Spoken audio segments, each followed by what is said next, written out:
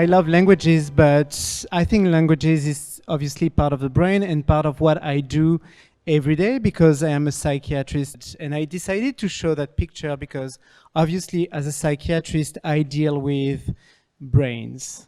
But not brains in the way that the neurologists do, brains in terms of the interaction, the social interaction, the interaction between people, or even how one individual uses his brain or her brain in order to make decisions, in order to live his life and to do what that person wants to do. I really like that picture. I think that picture is really beautiful because besides speaking about the brain, with all those colors coming out of the brain, it speaks to this, what happened outside of the brain in the social interaction I mentioned. And how things can be colorful in many different ways, and probably good ways, but also not so good ways, which is what I deal with because I work in forensic psychiatry. I deal with offenders who has committed crimes. One part of the presentation is to speak about defining moments that probably led to what I am doing right now. Not right now, talking to you, but the work I do and what I like doing, my passions. And I think there is many defining moments, and it's actually difficult to highlight or identify, what I do. I think everything started probably when I was in high school, and I was quite passionate with crime shows. And I was thinking, oh, being profiler seems to be amazing. But later on, I just decided to go to med school, and in med school, you learn how to interact with patients, how to make diagnosis, how to treat people, and actually, I thought it was really interesting. I really love what I was learning and what I was trying to do. However, when I went to forensics, and not just forensic psychiatry, but forensics pathology too, I learned that there is also a way to communicate differently. And even if we were learning how to communicate with patients, how to learn with, their symptoms and their anxiety, there's also a way to communicate with the legal professionals, and that there is a way to bring evidence.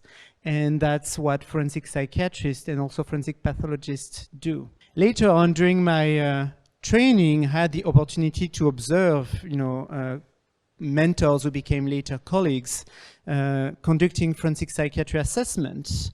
And actually, that's how I became interested with sexual offenses, and in particular, sexual offenders.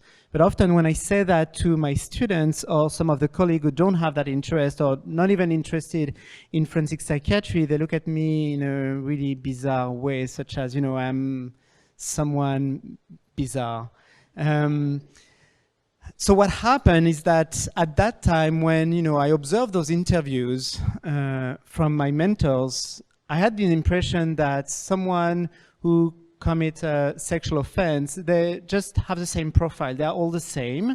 And I didn't know what, you could do for them, but I was thinking, well, they're all the same. So what getting interested into that? And then I observed, and I was quite surprised that with the same offense, which was actually that they looked online for child pornography, that the profile were completely different. And I was thinking, oh, there is something to look into at this, at least for me, to try to understand where this difference come from, and if it speaks to their level of risk for the community, for myself, for many people. And that's how I started doing my dissertation, my MD dissertation on profile of individual looking at child pornography online. That has been really interesting, and that's how I learned that actually many researchers are looking at that field and have developed a lot of risk assessment tool in order to help assess and treat those individuals. And I think that that interview that I observed were one of those defining moments. I think the other defining moment was coming to Canada. I decided to come to Canada because I wanted to improve my knowledge and practice around forensic psychiatry. I didn't find that my experience in France was enough, and I wanted to improve my English skills, as part of my also language passion. And I came to Canada, and I came to McMaster University to start with a fellowship, and then they offered me a job. But I have been really fortunate to find the people I work with right now, because they have taught me a lot. I think one of the most important things is that they are really open-minded. And that's how I started getting interested in new technologies such as virtual reality, such as humanoid robots. Why? Because actually I found that at least the program I looked at before, or when I was working in France, we didn't have that much resources. And also I didn't find that the people were necessarily looking outside the box. They were doing what they were doing the best, and that didn't seem to try some innovative stuff. The people I work with right now, they don't care about taking risk. They don't care about, trying something new, and that's what I like. So we decided to start some projects that are ongoing, that were initially developed by the Pinel Institute in Montreal. This is a Forensic Psychiatry Institute that have used virtual reality in order to improve the assessments of not only, but sexual offenders included.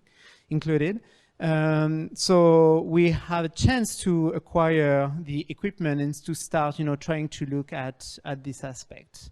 I think I have also, many others interested around forensic psychiatry, because even if it's not a novel discipline, it has, been going on for decades. I think there is still a lot of things to learn, and there is a lot of things to learn about psychiatry, about, human interaction in many different ways.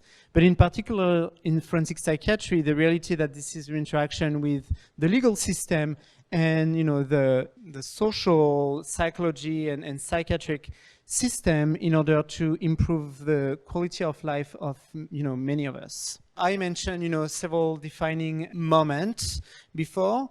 I think one of them that is not just related to, what I do right now, but I probably guided what, I decided to do, and in relation to my passion for languages, is traveling.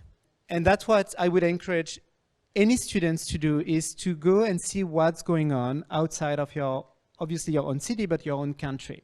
I had the opportunity to travel to Spain during my med studies. I had the opportunity to do some rotation in Switzerland, and I was lucky enough to visit, several countries. But being immersed in some countries that were outside of my zone of comfort, helped me think that, there is a lot of discovery that can be made by the collaboration, but also by exploring, as I said before, outside the box. Thank you.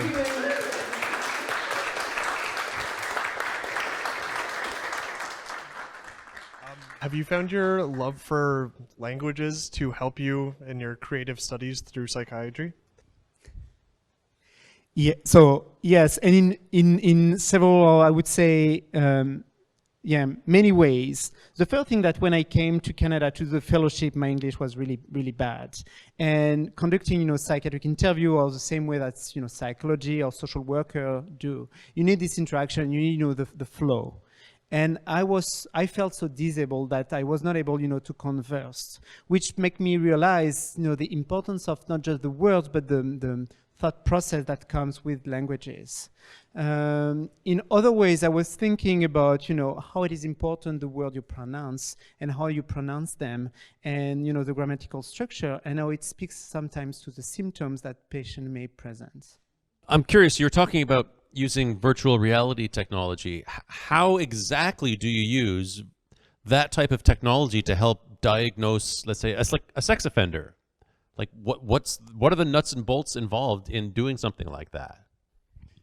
So the idea, and I didn't, this project was started by another team, was done a lot of research about that. But really the idea behind that was to, by the immersion in virtual reality, was to enhance even more the response, the stimuli that the patient receives, and how that patient reacts. So what they have been using and what we have starting using is to use eye tracking in addition to virtual reality.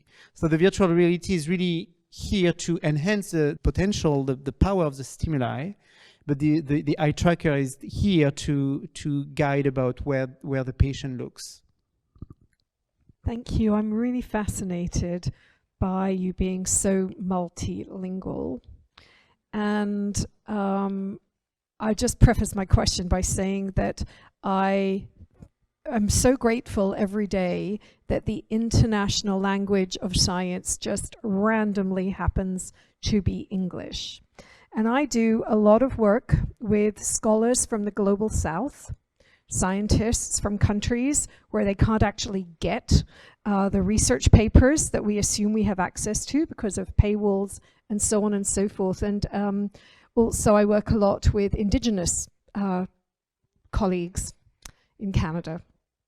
And I'm constantly reminding people that there is scientific knowledge everywhere. And it very much worries me that English is this barrier to communication. We expect everybody to speak and publish in English. And this actually disadvantages so many great scientists from around the world.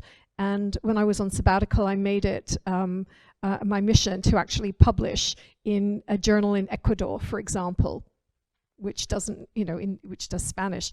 Could you just, I'd love to hear you comment, because you speak so many languages, on when you're doing science and this research in this Anglophone, English-speaking world. I mean, how do you think that we can be more inclusive in science and aware and welcoming to researchers who don't speak English? And how do we help them to overcome that barrier? So sorry. No.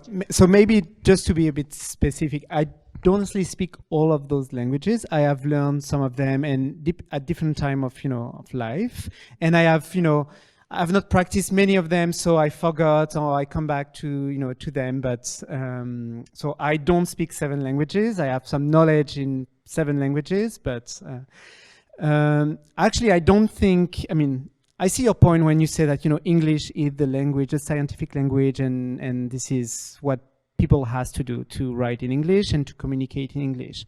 Actually, I don't see that as a disadvantage, because it's somewhat a disadvantage if you don't have a good English training, to start with, which I think I didn't have a good one, and I had to force myself. But I think it at least obliges people to force themselves to speak another language, which by virtue of doing that, stimulate their brain and stimulate other areas and make them be innovative just by that. Since we're talking about languages, how do you say hello, how are you in this African language you've been learning? So the main problem is that it's video recorded. So if I make a mistake, I'm screwed. No. So hello is Mbote. Yeah, Mbote, Sangonini.